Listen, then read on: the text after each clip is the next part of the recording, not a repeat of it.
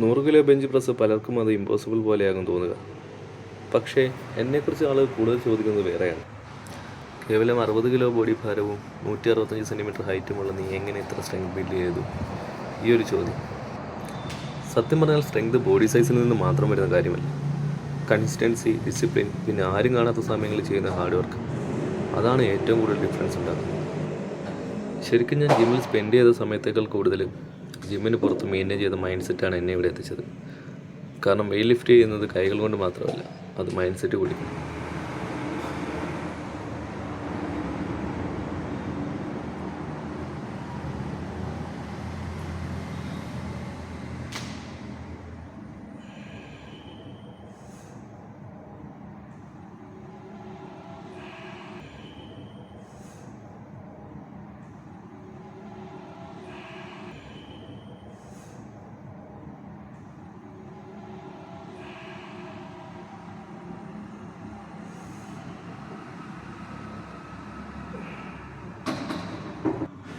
100 kilo bench press അതൊരു mile സ്റ്റോണാണ്.